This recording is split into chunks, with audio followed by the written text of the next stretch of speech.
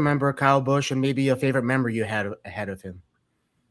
So Kyle, I think in the wake of his death, the one thing that I really got from it is that he made everybody better.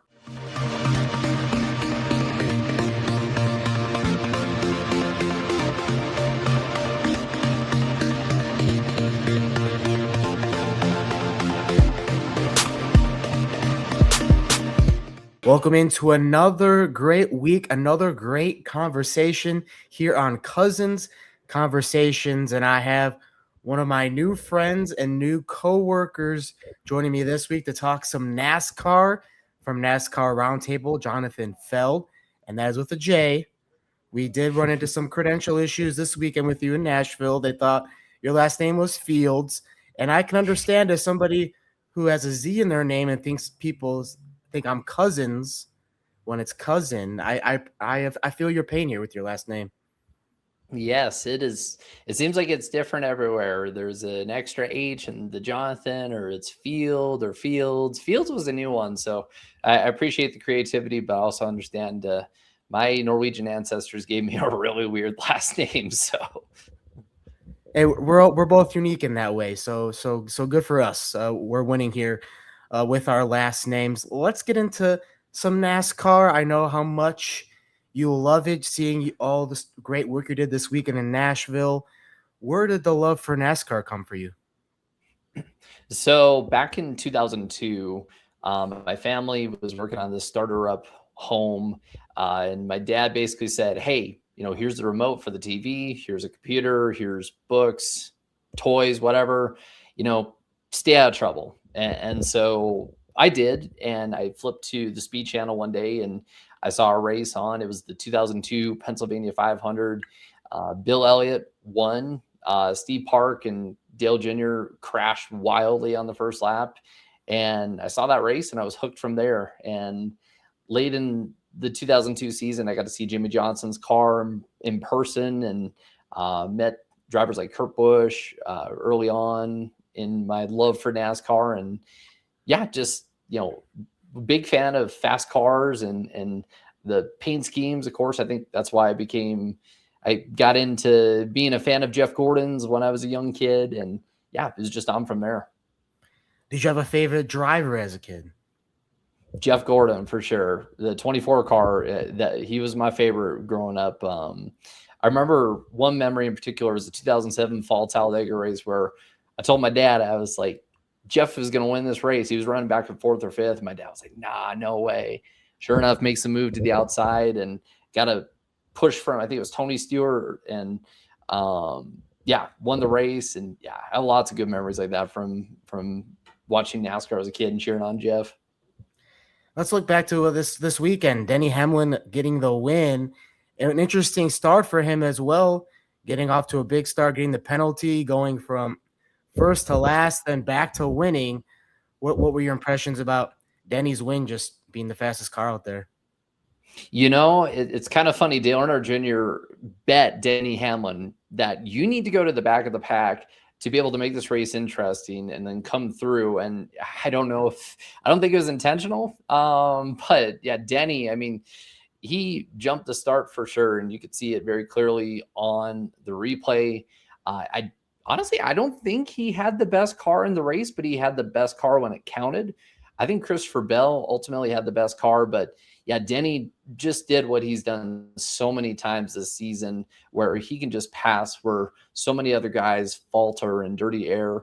You heard SVG talk about how his car felt like a bucket of, well, I won't say the word, but in dirty air. But Denny and his 11 team and other teams have figured out how to pass pretty easily, and Denny just seems to be the best at it right now. From pit lane, I was like, wow, he's really out to a fast start. And then I see him come back into the pits, and I'm like, what happened? So then we find out later that it was that penalty. And but now he's victorious. And our guy Tyler Jones also with some free bet on FanDuel won $190. So congrats to Tyler Jones. That was a little bit of a road bet. He was like, man, I got this, whatever is free money. Like, let's go. Let's do it. So Yeah, it paid off. And I mean, I think you were lucky charm because, of course, it was your first weekend at the track. Oh yeah, I love the race experience. They treated us well there. All the great access you get. We had like food every hour, which was awesome. The one-on-one access you get, it was very enjoyable. Well, what do you enjoy most about covering NASCAR races and the atmosphere, the energy around it, and being a media member? One thing I've really experienced just in especially in the wake of everything that happened with Kyle Busch is the family atmosphere of the track. You see people there week to week in the media who you saw. I don't know, we were in Tennessee, of course, Nashville, who you saw out in California for a race, out in Florida for a race, in Iowa, in the Northeast. Like it's a traveling circus, if you will, with people who all kind of band together. I mean, when you go into the media center and a driver wraps up with their availabilities, media members are kind of bantering with the drivers, bantering with crew members, and there's a real connection to the sport. I think, maybe in other sports, there's sort of like I don't want to say a disconnect, but like, kind of like you're a little more external to the ones who take the field every week. Whereas I feel like with NASCAR, there's just like a deeper connection, especially being based out of one specific area like Charlotte. And with it being such a family sport, obviously a faith-based sport, like there seems to be a lot more of that, and kind of finding a familiar face in an unfamiliar place, going all around the country. I think that's cool. And it's cool. Like when people see your face and are like, hey, I'm glad to see you around. I remember you, and yeah, the family atmosphere, the fans who are passionate about it. It's really cool. It's really warming, especially having grown up in like a small town and kind of felt that feeling and getting that at the racetrack. You felt that this weekend, as well as the sport still mourns Kyle Busch's passing. How do you remember Kyle Busch, and maybe a favorite memory you had ahead of him? So Kyle, I think in the wake of his death, the one thing that I really got from it is that he made everybody better. Whether you're a journalist in the sport, who was kind of intimidated by Kyle to ask a question, because Kyle, I mean, everybody knows, like, if you asked a question that was a little bit off, Kyle would call you out on it, and you would look like, someone just pantsed you right there, or you just peed your pants or something. Everybody's seeing it. You know what I mean? Like, but he kept everybody honest, and like, even with like lower series races, for so many years, he's criticized for, oh man, he's padding his stats, if he was having a tough season, he can't win on Sundays, so he's going down to the lower series to win on Friday and Saturday. But for a lot of drivers who came up, having Kyle Busch around was a really good measuring stick of like, okay, if I can beat Kyle Busch, I'm legit. Like, I can make it in this sport. And so he really made everybody better, and I think about a memory, man, there's a lot to think about. But I remember it was cool getting to see him win at his home track, of course, back in 2020, NASCAR Craftsman Truck Series. That was pretty cool. There was a photo I got of him doing a long burnout in the 51 truck and said Las Vegas, and there was the smoke and everything. That was pretty cool. And now we get the Kyle Busch Stanley Cup with the Carolina Hurricanes and Vegas Golden Knights. So kind of a cool thing here to have it in his memory as well. But as we talk about, hot drivers this year, Tyler Reddick was one of the big ones from 23XI Racing, who got out to 5 race wins, but hasn't won in over a month. But what do you think about just the way he started this year and why he had that start? Hasn't won in over a month. He's washed. Oh my goodness. No, for real. Tyler Reddick, I mean, off to a great start to the season. 23XI kind of carrying a lot of momentum from a huge win with the lawsuit, in the offseason. And I think the team really putting some pieces into place and investing in different things and getting their drivers what they need. They've looked really strong this season. Of course, Riley Herbst has shown improvement as well. Of course, Corey Heim's going to be coming into that ride next year. But yeah, Tyler Reddick, I think, so often in NASCAR, we don't necessarily talk about the races that are won. It's the races that could have been won. And Tyler Reddick has had so many races that he could have won that he has won, which, Coda, Atlanta, that driver, he came through the pack with basically no right front fender. The Daytona 500 where avoided all the wrecks, made the right move. Darlington, where he came from the pack 2 or 3 different times, it seemed like. Kansas, where he got the late race caution. And the one thing, though, with Tyler Reddick, he's had all these wins and all this momentum and everything, but there's a particular guy, his boss, who's kind of chipping away at his lead and kind of, I personally think, has had more momentum and more speed than him the last couple of weeks. And that's Denny Hamlin.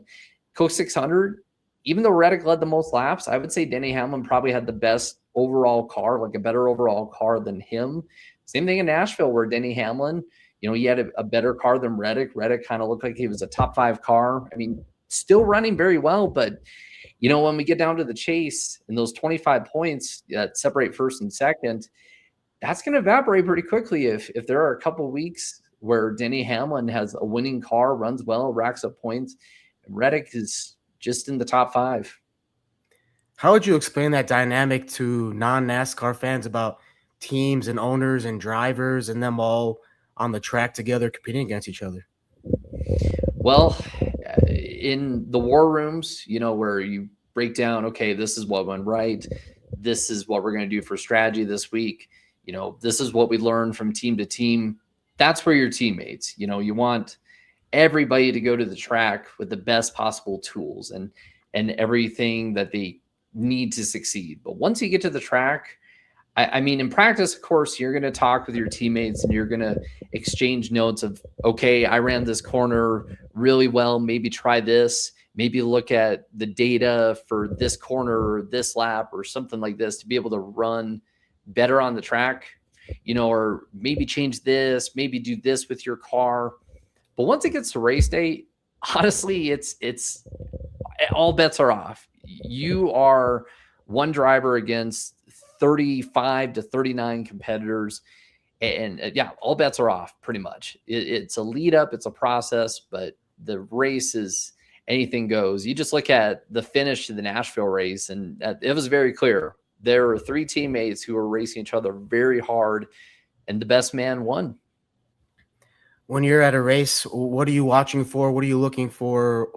What's the focus for you? See, usually I love to go up to the press box and get the whole view of the track and be able to it's fun, like being able to see the little dynamics and nuances of how guys run, where you talk about guys being able to side draft each other, like kind of moving alongside each other, getting a run, going faster, or, maybe they enter a corner differently than another driver and are able to slide up the racetrack and kind of make the other guy not handle as well. I think that's the fun, because on TV, you don't really get to see that as much. Like you can, in person, you can pick your battles and pick what you're looking for. And another thing too, it kind of relates to that. Like I love looking at the lap times and seeing like, okay, a guy is running 25th, but he's running faster than the 10 drivers in front of him, and watching that driver and seeing them slowly reel in the other drivers, reel them in, reel them in, reel them in. It really tells the tale of the race of like, you may see the results and, oh, that guy finished here, oh, that guy finished there.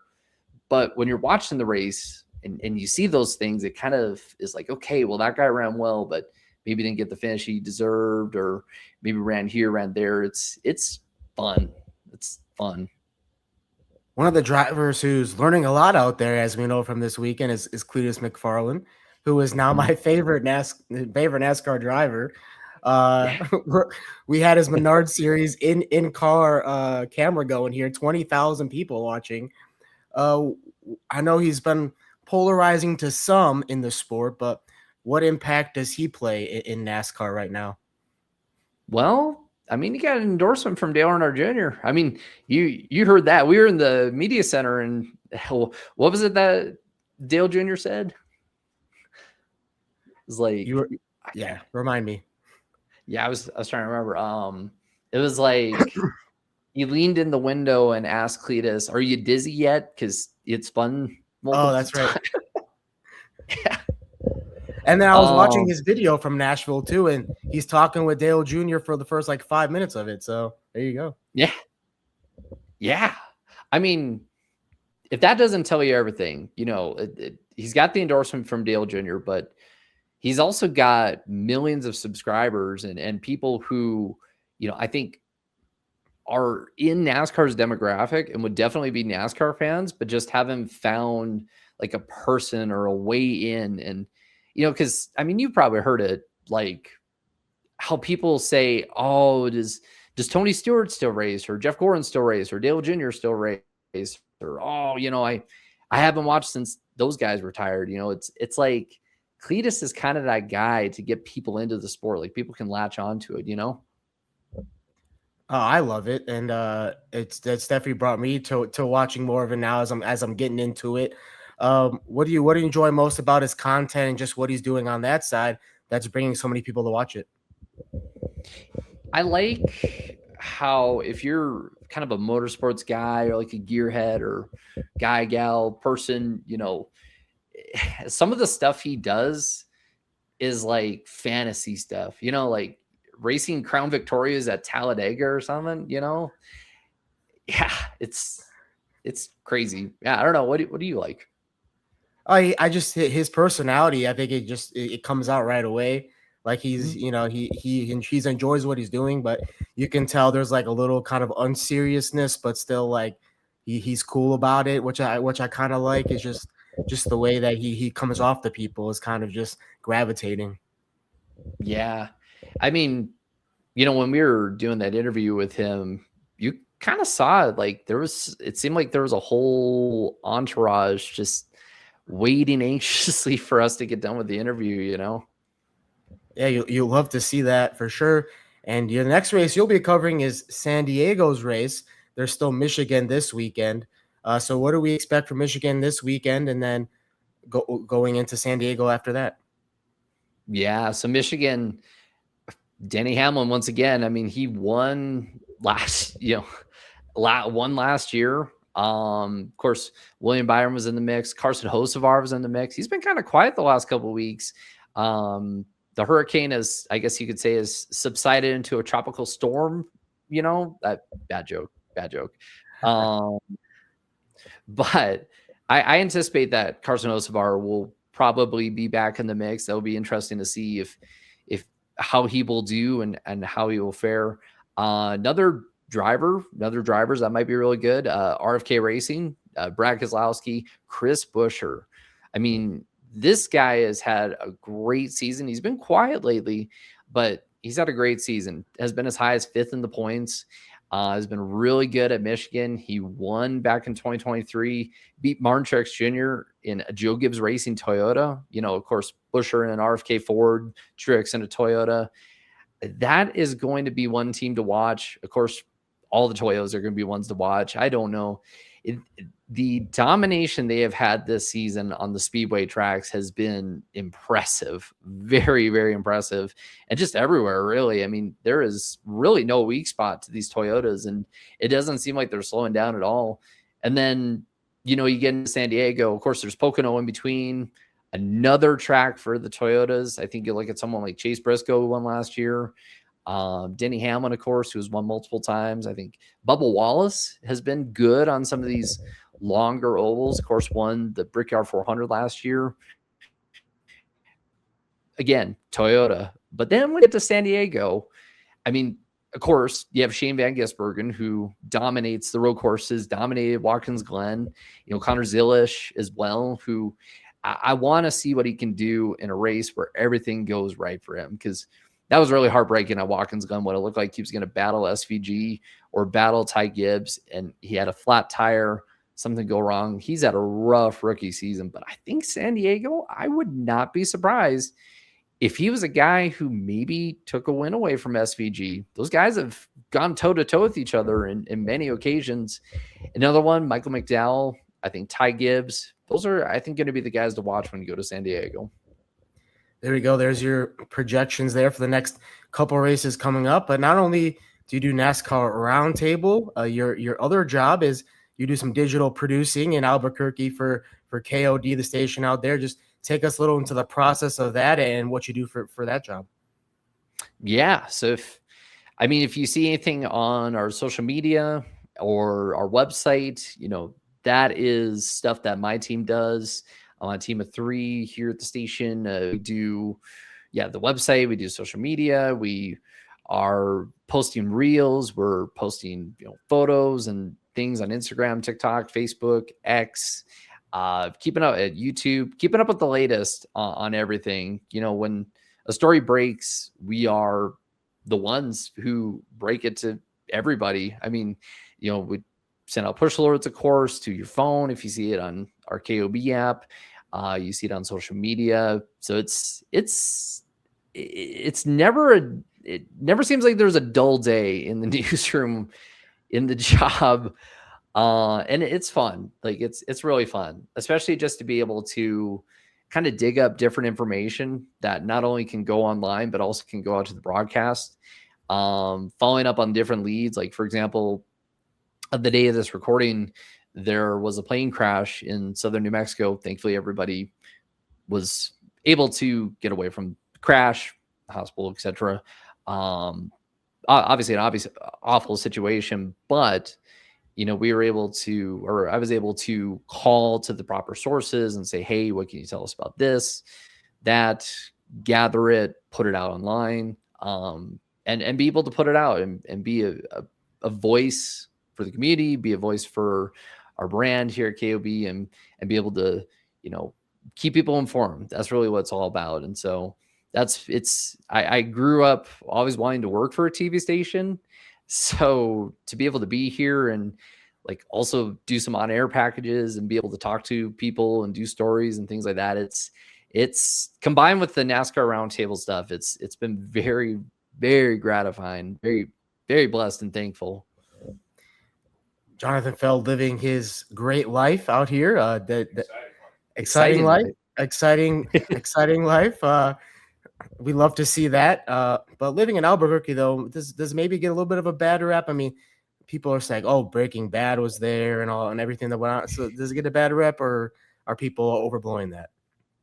I think Albuquerque sometimes gets a bad rap. Like, from what I've encountered here, like, you can live a pretty good life if you have good friends, good people around you, activities, things to do. You can live a pretty good life. We got the mountains here, we got hiking, we got a great dancing scene. I'm going to be going salsa dancing tonight on the night of this recording. Like, you can have a good life here. You can, the food. Oh my gosh. We got to get you to New Mexico to have some carne adobada and some green chili and all this. Oh, it's really good. Like you'll come here and you won't know how you lived your life without carne adobada or green chili before. It's really good. Yeah, you were telling me when we had Whataburger, you can get the green chili there on the burgers. Yeah. Sign me up for that. Sign me up. Yeah. Dude, honestly, like at Wendy's too, there's a sign, at least in the one in Gallup, where it says, add green chili to anything. And they don't charge you extra for it either. Even better. Even better. Even better. And I know you love your dancing too, two-stepping in Nashville. So there we go. Two-stepping. How's that Ella Langley song go? We were saying he's two-stepping around the floor. I could see choosing Texas. I can tell. Two-stepping around the room. Yeah. Choosing Texas. Yeah. All that's, yeah. We love Ella Langley, yeah, we do.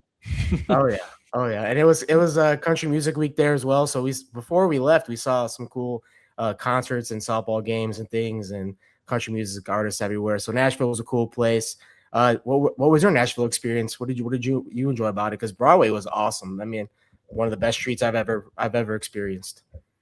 Broadway was cool. Yeah, I mean, even when we went on that Monday afternoon and you just go from bar to bar to bar, like there's different bands playing. And yeah, I think we were talking about too, of how there are so many country artists who got their start on Broadway, and it's like when you go to a show, you don't know if you're listening to like the next, like George Strait or Dierks Bentley or, Morgan Wallen or something. That's cool. And I think just like the mix of people that are there on Broadway too, just having a fun time. Like, I mean, we met people from all over, like Brazil, UK, where else? Like, yeah, like Venezuela, Colombia, like Iowa. It's like everywhere, Iowa, everywhere. Yeah, Minnesota, Minnesota. Illinois.